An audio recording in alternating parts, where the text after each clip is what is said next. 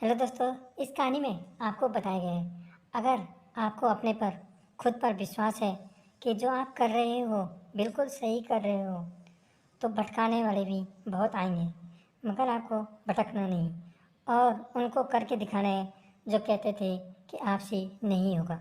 इस कहानी की शुरुआत होती है।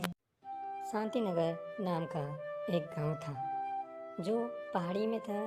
उस गांव में जो लोग रहते थे उनमें डर था भूतिया हवेली का।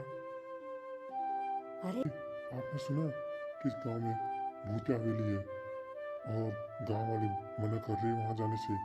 हाँ, बिल्कुल आप सही कह रही हो। यहाँ गांव में भूतिया हवेली का चर्चा चल रहा है और उधर की साइड हमें जाने को मना कर रखा है, इसलिए हम उधर की साइड नहीं जाएंगे।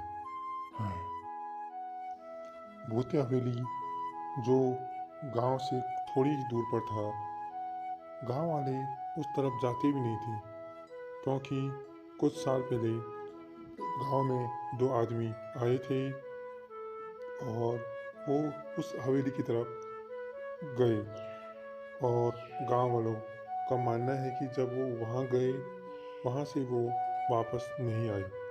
तब से गांव वालों ने उस हवेली का नाम भूतिया हवेली रख दिया था। और वो दो आदमी रात के समय गांव वालों को दिखते थे और गांव वाले सोचते ये उन दो आदमियों का भूत है। तब गांव वाले रात में बाहर भी नहीं आते थे। कुछ दिनों तक ऐसा ही चला। कुछ दिनों बाद गांव में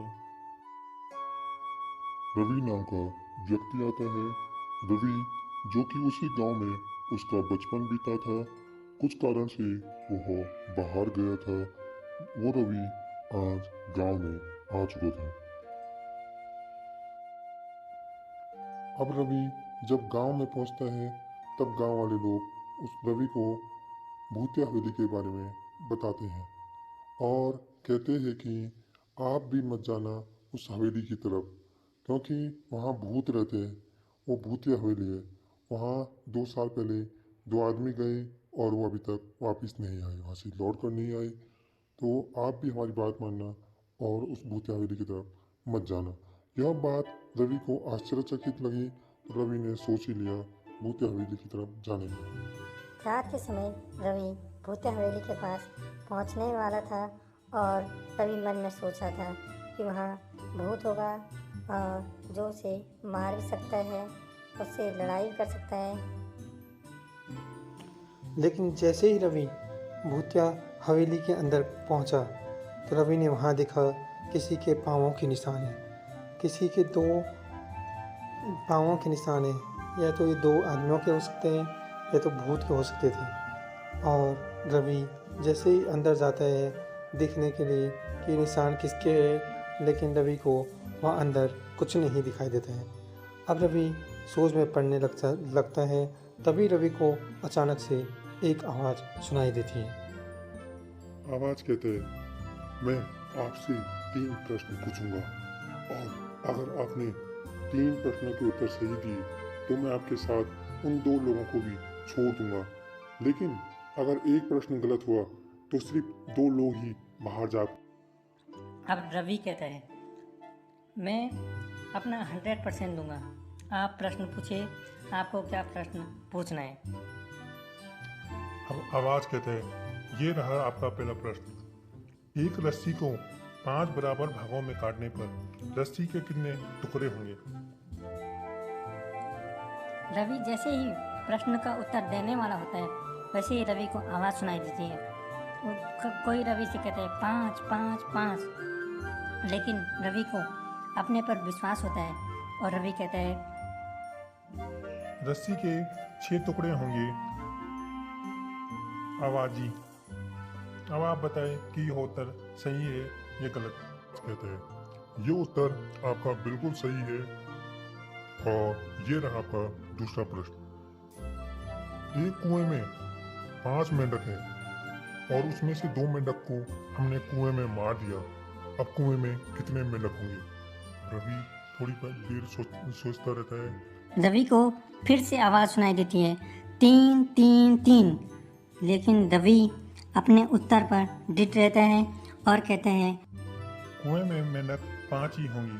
क्योंकि जो कुएं में 2 मेंढक मार दिए गए थे उनको हमने कुएं से बाहर नहीं निकाला, इसलिए मेंढक 5 ही रहेंगे। अब आवाज कहता है, बहुत सुंदर, बहुत सुंदर। अब ये रहा आपका अंतिम प्रश्न, लेकिन उससे पहले मैं आपसे कुछ पूछना चाहता हूँ रवि।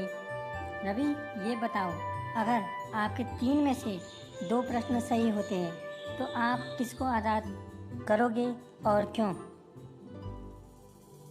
अब रवि कहता है, मैं अपने को यहाँ हवेली में ही रहने देता, क्योंकि इन दोनों व्यक्तियों के यहाँ होने से गांव में अफवाह फैली है और गांव वाले बहुत डरे हैं। इनको देखकर गांव वालों का आत्मविश्वास पहले जैसे ही बन जाएगा और उनकी गलतफहमी भी दूर हो जाएगी और उन पर पहले जैसा उनका जो आत्मविश्वास था वो फिर से वापस आ जाएगा। इसलिए मुझे कोई ना कोई बाद में आकर आज़ाद कर लेगा। आप भी उनसे प्रश्न पूछेंगे और वो उत्तर ज़रूर बता देंगे। तो तब अब आवाज़ कहता है, बहुत खूब जवाब।